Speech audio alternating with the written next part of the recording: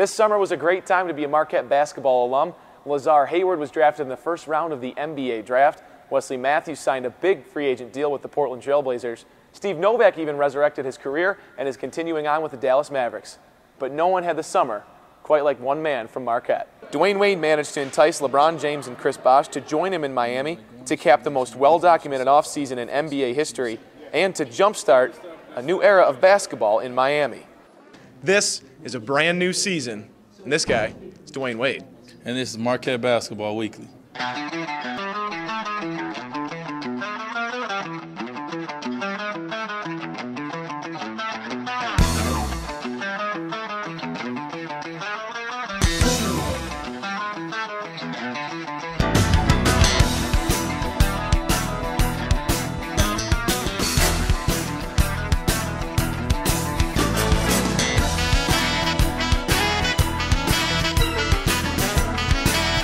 Hello friends, and welcome into Marquette Basketball Weekly. As we embark on Season 2 of MUTV's most watched show, we promise to give you access and coverage of this team that you can't get anywhere else. And the fulfillment of that promise starts today as we head inside the Al McGuire Center for my one-on-one conversation with head coach Buzz Williams.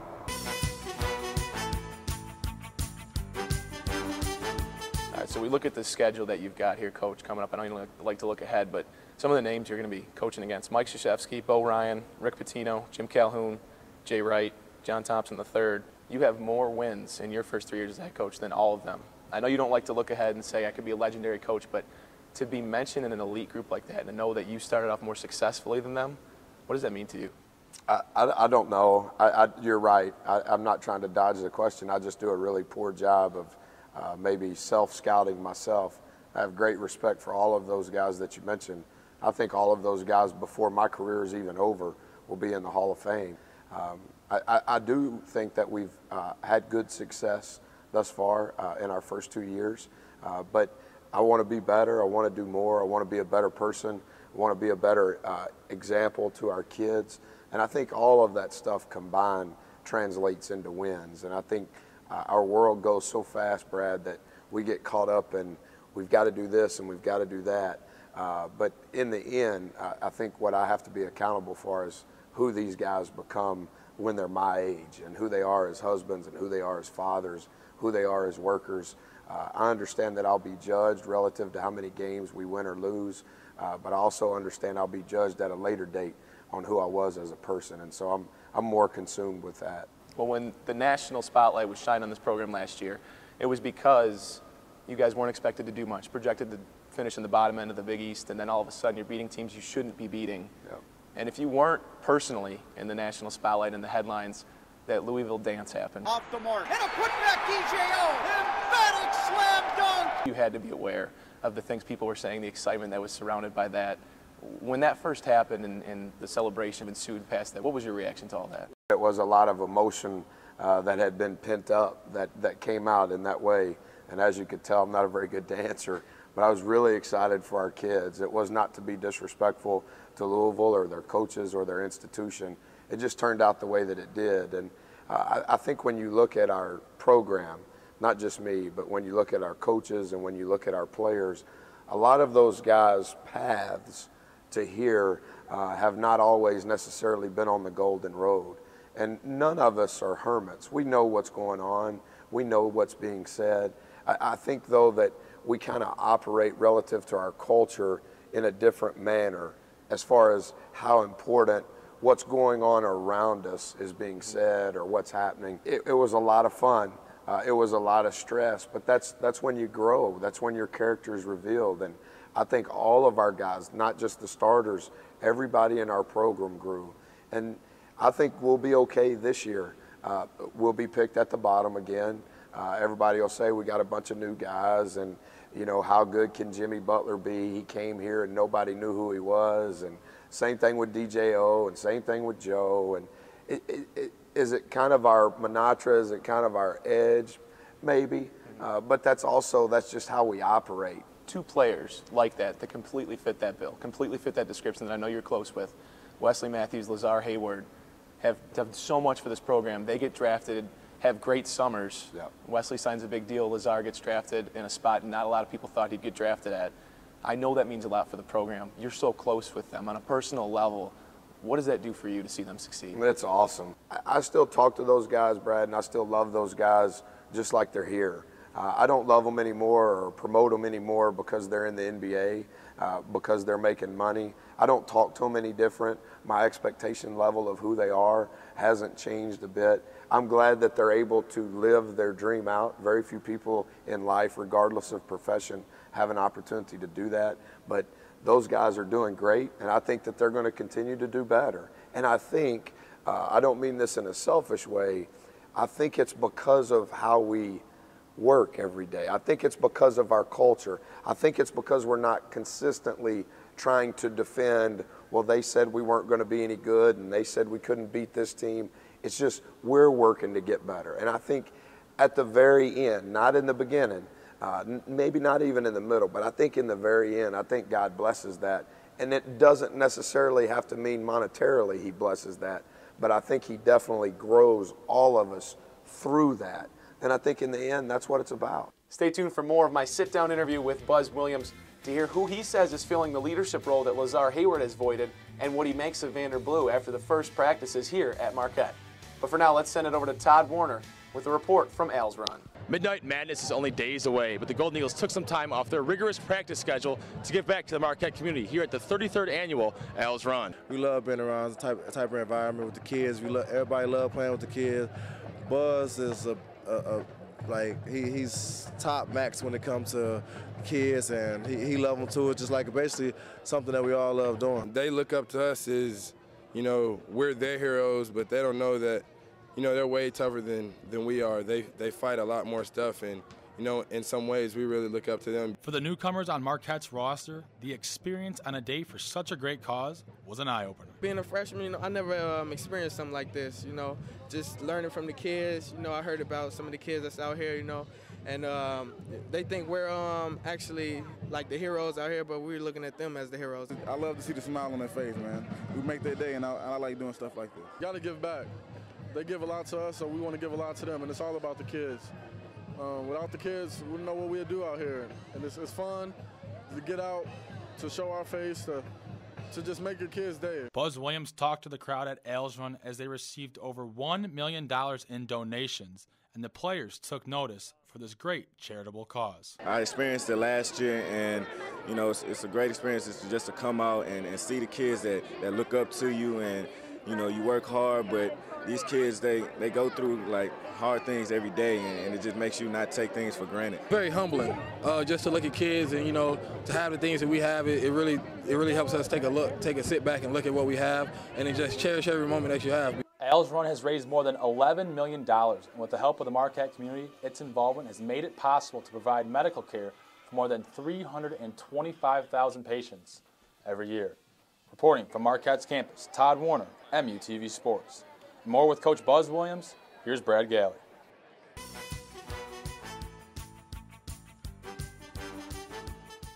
Lazar got it. Those guys get it. Yep. When you talked last year about him, you had such a smile and such a way that you spoke about him. He was a friend. He was someone you almost looked up to. Now that he's gone, anyone that watched this team last year knew he was the heart and soul of this team. No one can fill his shoes, but I guess who has taken over that role as the selfless leader on this team? They're all trying to figure it out. I think that that's kind of part of it too. This time last year, there was some notoriety surrounding Lazar because of who he was as a player. Yeah. There wasn't any notoriety outside of our institution about who he was as a person. And as both of those things evolved, then they began to say that he was our leader, and he was. He wasn't the only one, though. Kubi was unbelievable. Mo was unbelievable. And I do a bad job because I don't think because of your age you should be appointed a captain or a leader. And we don't publish, hey, Brad Galli is our leader or our captain. I don't even say that confidentially within our team. We all have to pull our own weight, and that includes me. And is Jimmy going to be more vocal this year? Yeah, he will be. Will Joe? Yes. Will Bikes? Yes. Will DJ? Yes. Every single person in our program is going to have to be more than they've ever been thus far in their life. So we're all being stretched, and our character is going to be revealed, good and bad. but that's the way you want it. So let me ask you this. One of those guys you mentioned is Darius Johnson-Odom, who a lot of people around here that watched him play think can be one of the most spectacular players in this conference, maybe the country.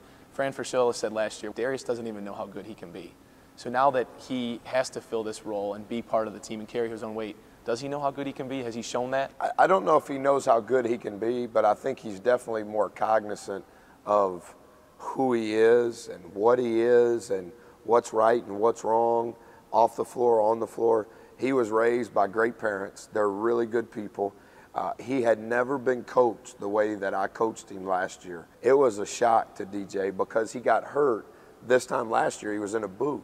And so he missed some of what our team has formed in boot camp and individual workouts. But towards the end of the year, he was really starting to hit a groove. And I think from the end of the year through today, from a maturity standpoint, he's grown more than anybody on our team. Everybody knows that he's good. The issue now is he's going to have to be good every day. The big name that everyone got excited about was Vanderblue, the biggest recruit in this program since Doc Rivers. How has he handled the transition of shedding that title now and being a college player, and also the expectation that he's supposed to be this impact player from day one? His recruiting story is unique, and they're all unique in some sort of way. He and I connected perfectly from the very beginning, and I was transparent, as I always am, but I was completely transparent and passionate at the same time with him because I wanted him to understand that all of the tapestry that goes around your entrance to Marquette has absolutely zero bearing on how I'm going to coach you. Brad, he really wants to be coached, and he wants to be coached the right way, and he wants to be pushed the right way. His body language has been fantastic. He wants to learn. He wants to understand the intricacies of what we're doing, and he's been really good. Now, how many points he's going to score, how many minutes he's going to play, I don't know, but I have not one day been discouraged with all that was brought here that he dropped off at the door before he walked into the aisle because he's earned his way up until this point. I think he's going to be better than good. I'm not sure when that's going to take place, but I have great faith in who he is as a person. You talked to me last year about being a part of Milwaukee, calling this place home for you. You were about to set up shop and settle down finally here after 3 years being here. As a man from Texas, how have you acclimated to the Milwaukee culture, the lifestyle, this university? You've made your mark on this program. What's it like to be here? Voted one of the 100 coolest Milwaukee citizens. That means they were really struggling to find some people. Somebody told me that. I'm thankful to call this place home. I'm really glad that my children have went to the same school since they started school. I'm starting to get old now, so I really appreciate that. And you know, when you look at my life prior to childbearing years and prior to or at the completion of beginning my career, that gap of time, I was moving a lot, and I was working a lot, and I was traveling a lot. I still travel a lot. I still work a lot. But to have one place to call home and not have any anxiousness about, I wonder what my next job should be. I wonder what my next job is going to be. I wonder who I need to develop a really strong relationship with relative to their influence on jobs across the landscape of college basketball. Brad, I don't worry about any of that. The only thing that I do relative to jobs across college basketball is I try to help the people that have helped me. That's all I try to do. But for me, selfishly, and my family, to be able to say this is where we live and this is where we're going to live, that creates great peace for me. And as anal and as anxious and as wired of a person as I am, that's good to have one segment of my of all that I am to be solved. I really am thankful for that. Coach, thanks a lot for doing this and taking the time out. Good to see you, man. We extend our gratitude to Coach Williams for his time and invite you to tune into Marquette Madness Friday, October 15th to hear even more from our conversation and for all the sights and sounds of the very first night of basketball here at Marquette. That's right, MUTV has the live coverage of Marquette Madness streaming on GoMarquette.com. Thanks for watching this week, everybody, and we look forward to seeing you back here at MUTVSports.com next week. This is a brand new season of Marquette Basketball Weekly. This is Dwyane Wade. And this is Marquette Basketball. Let's do it over. I screwed up. You too, said man. weekly, so I was know like, I screwed up. Wait, that seemed like my line. I jumped on you. You want Man. me to say this is what? This is Marquette Basketball Weekly. Oh, that's what I was about to say. Yeah, I know.